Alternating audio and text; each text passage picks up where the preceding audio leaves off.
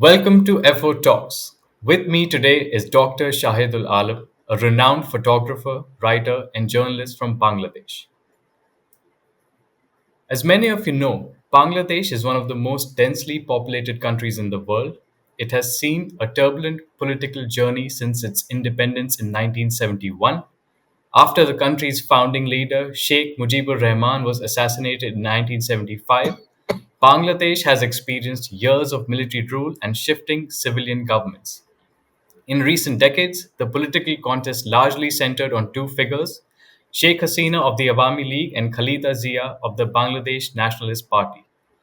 But in August 2024, widespread student led protests triggered a dramatic shift, and facing mounting pressure, Sheikh Hasina stepped down and fled the country. Since then, Nobel Peace Prize winner Muhammad Yunus now heads a caretaker government tasked with stabilizing Bangladesh and preparing for fresh elections.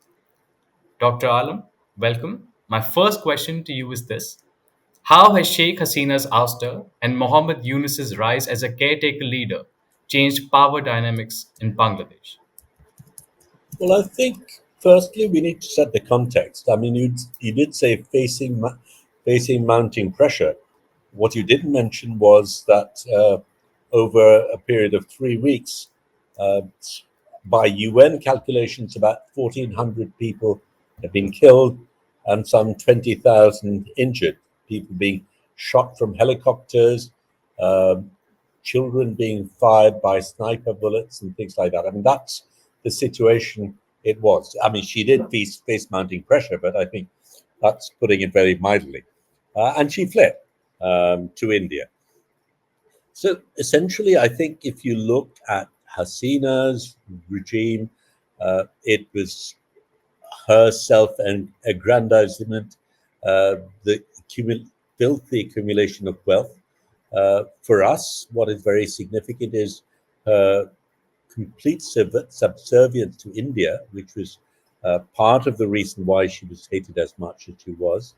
The complete abandonment of the rule of law, the fact that she destroyed all the state institutions, co-opted them, the judiciary, the bureaucracy, the police, the military, um, and that a lot of that bureaucracy still remains, is part of what's happening now. So while the Yunus government has taken on, it's a much smaller cabinet, and it has taken on the governance issue. Underneath it is this old bureaucracy, some of which has been changed, but the large part of it remains as it is. Uh, the government is perceived to be weak, and that's not surprising. I mean, this is not a government that has political background. It does not have experience of governing a country, and certainly when it was formed very in a very rushed manner. There was no government at all from the 5th till the 8th of August. And if you look at that day, he was flying in from Paris, meant to arrive early in the morning, actually arrived at 2:40 because of a mixed flight. He spoke to us, spoke to students, spoke to military, went home, formed a cabinet with whoever he could get on board, I suppose, and actually had a swearing in a few hours later. So that is not the environment in which you get a considered government. But fair enough. I mean, there's been many months and they could have improved upon that, and perhaps not enough has been done at that end. But the fact that we have a ruler who is not interested in personal wealth, who's not interested in selling the country to whoever will preserve his regime, and the fact that it is largely a pro human rights cabinet makes a huge difference. Um, I will also admit that I think, in terms of competence, there are areas where the advisors are not necessarily the most competent people for that role. But that's what we've got, and that's what we are running with. Has the Bangladesh military become more active in politics since this transition? Or is it still operating behind the scenes as a power broker?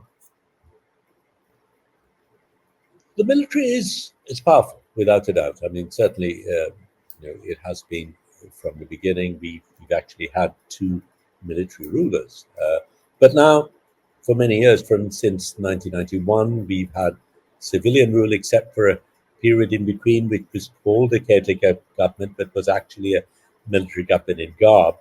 But outside of that, we've had very definitely civilian rule, but the military has had uh, a presence, an important presence. Uh, One of the things that happened in this case was the head of the military was seen to have made inappropriate comments in some cases.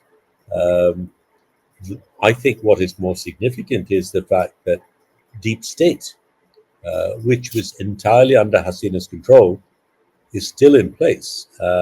And while the military is under the Ministry of Defense, the deep state, which is, for instance, the DGFI, which is meant to be reporting on the military and is answerable to Hasina, still uh, is made up of military officers, and it looks at the military being its final destination. So their loyalty uh, is suspect, in my opinion.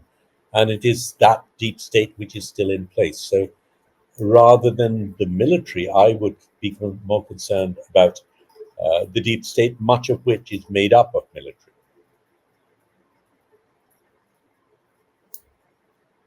Okay. I'll come back to politics now. The general elections have been postponed multiple times now. What do you think is causing the delay? And what risks do you think these delays pose to Bangladesh's democratic future? I'm not sure where you're getting your information from, but it has not been postponed. In fact, a date has not yet been set. So there's no question of postponement. What has happened is that the interim government, Professor Yunus, had announced initially that the elections would take place between December 2025 and January 2020, before July 2026. Since then, what had happened also was uh, the political parties differed, and certainly the BNP, the leading party now, had wanted the elections by December. Uh, the government did announce then a date in sometime in April 2026, but the specific date has still not been decided.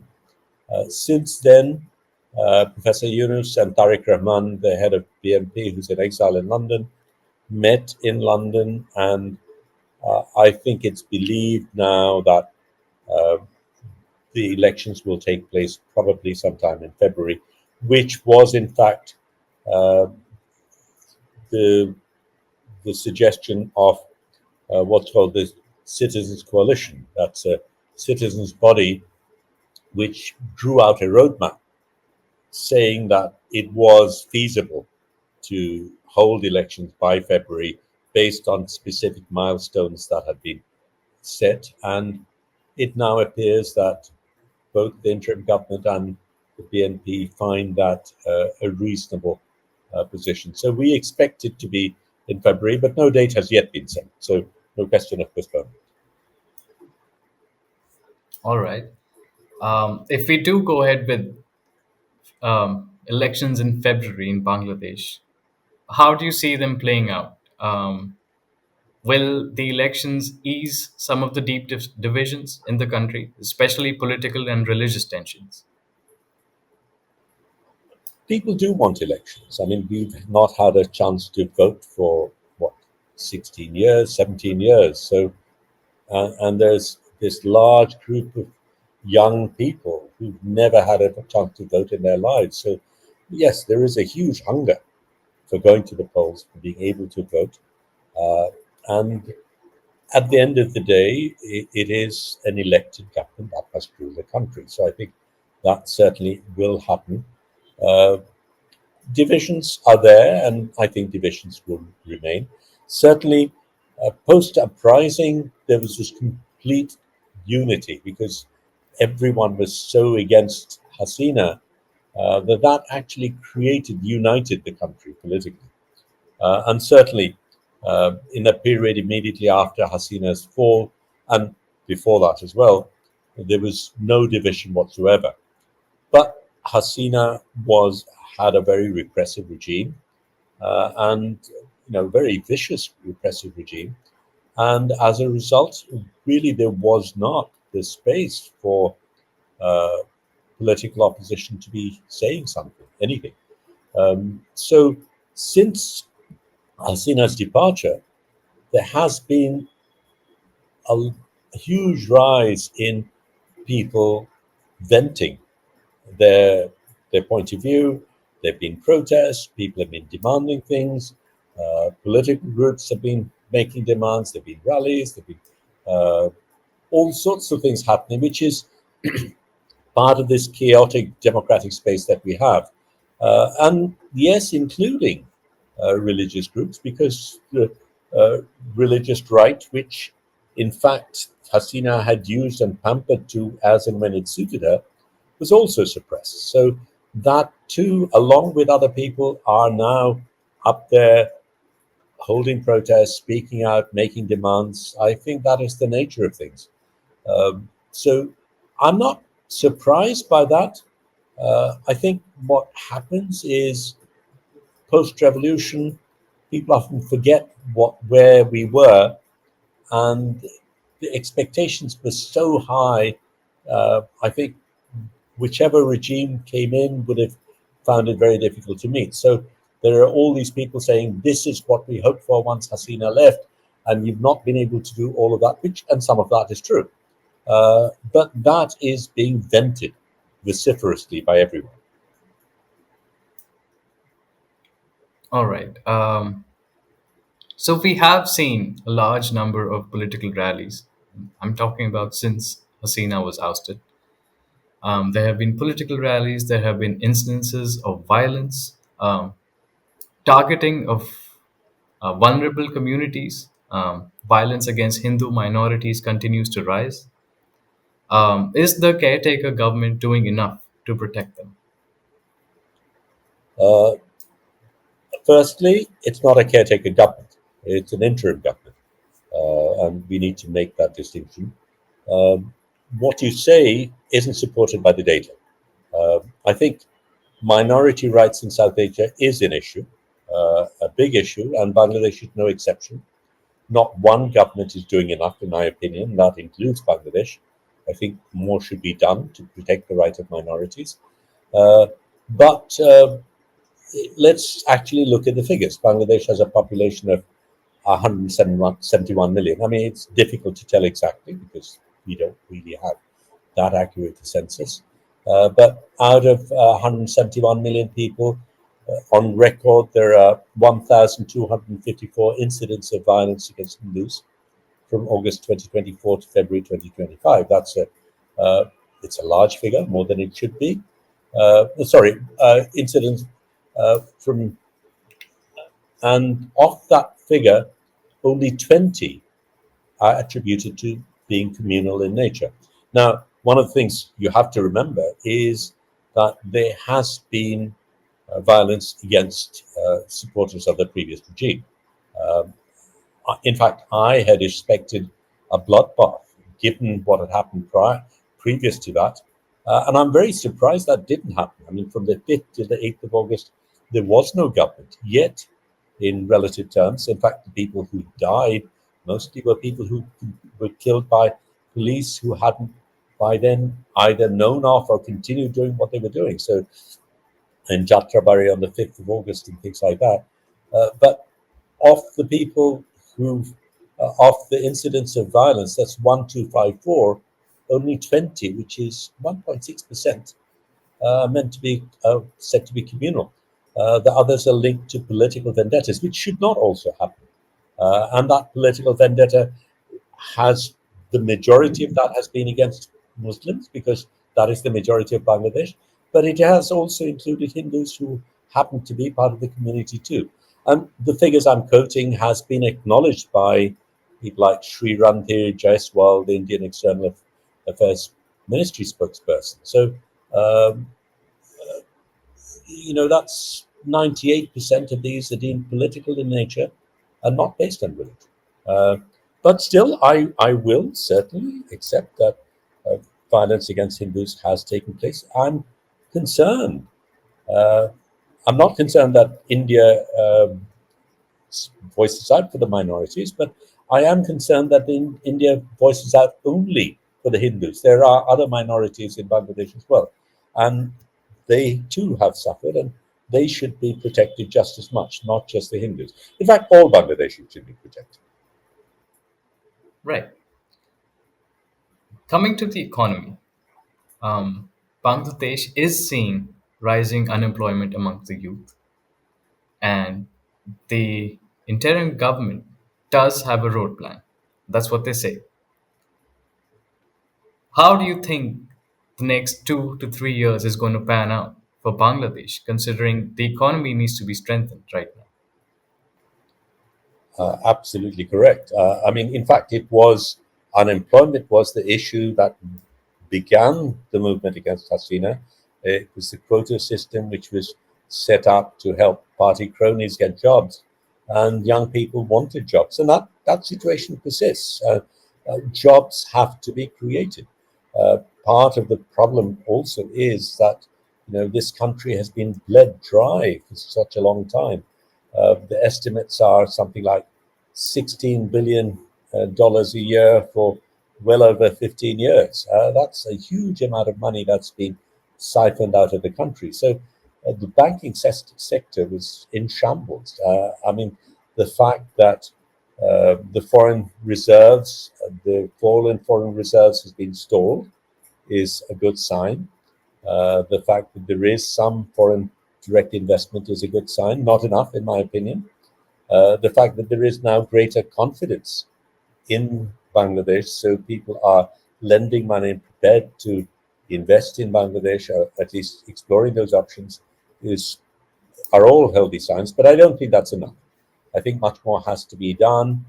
Uh, Professor Yunus, of course, had microcredit was his pet project, and certainly he might see things through that lens. But I don't think that's sufficient by any means. I think a whole range of different things have to come in. I think the Bangladeshi diaspora, which is across the globe, which has played a very important role in the movement itself and was very active, wants to play a role, needs to be brought back in. There's a lot of expertise outside of the country. Some of it is beginning to come back in, but not enough, in my opinion.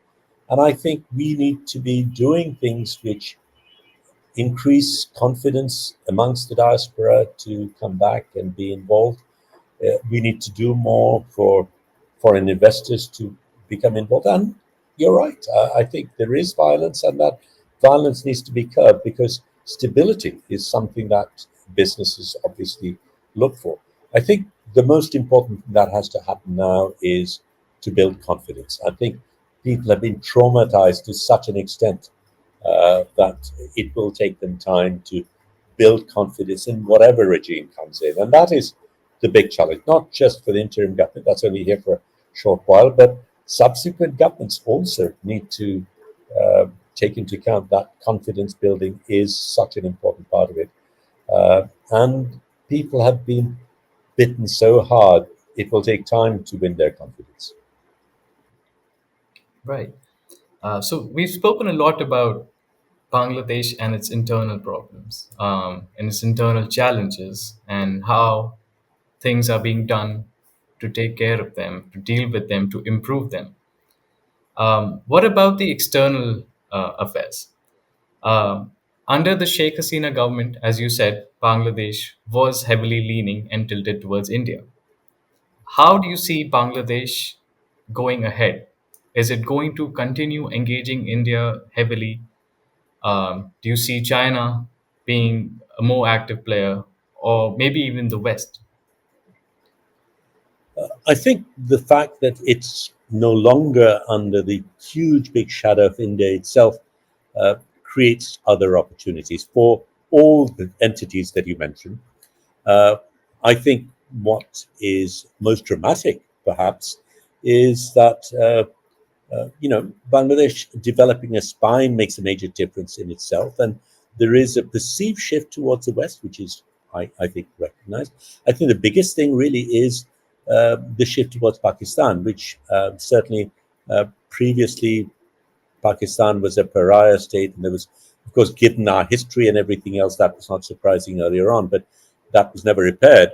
Now, I think Pakistan is reaching out, and I think Bangladesh has also thawed in that sense. So, whereas Pakistanis could never get visas for Bangladesh before, though Bangladesh could get visas for Pakistan, now that's eased. Trade has begun. There've been direct bilateral trading initiatives that have started up. So I think Pakistan will be perhaps the one that'll be most dramatic because of its absence earlier on and the fact that it is happening now. India, obviously, before was the predominant partner by far, and that has slowed down and will slow down.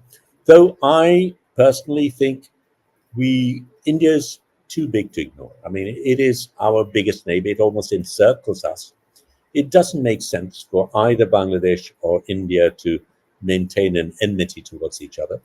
We should have cordial relationships. We should have trade. We should have these huge intellectual collaboration that has been, though, it's been under a particular shadow for a long time. But I think if that changes, if there is a level of parity, then the India-Bangladesh relationship also needs to change. But that requires India to stop playing Big Brother, which it has done for so long, not just with Bangladesh, but all its neighbors.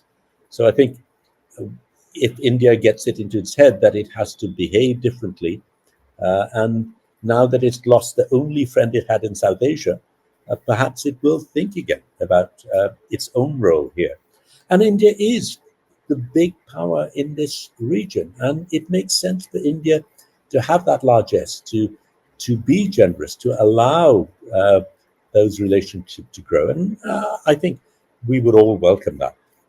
But yes, so because India now is so much less an important factor than it was, at least for the moment, there have been greater linkages with China, with the United States, with Europe. The difference, I think, is that the relationship with China was previously seen through an India lens and is now seen through an independent lens. So that obviously makes a difference. There is another thing, and you alluded to that to an extent. I mean, Yunus, obviously, on a personal level, has very close ties with the United States, and that might lead to perceptions of leaning in that direction. We have to see. At the moment, there are these tariff issues and other things that have to be solved, and I'm not sure how that will pan out. But we want good relationships with all of them. It's in Bangladesh's interest, including good relationships with India. Well, Thank you. and this is a happening country. Come and visit us. Definitely. I'm sure a lot of people would be lining up for passports for Bangladesh. Absolutely. And no, but also, I mean, I would welcome people from the subcontinent and people from India very much to come and see for themselves. I think that will, in a sense, get rid of, I mean, what we didn't talk about with this huge misinformation campaign that India has been initiated over time and has continued to do, which threatens our relationship. And I think people coming, visiting, being here for themselves will make them see where we are. Right. Well, thank you so much, Dr. Okay. Alam. It was a Take pleasure care. speaking Cheers. with you. Thank you. Perfect. Bye bye. Join the conversation at Fair Observer and subscribe to our YouTube channel.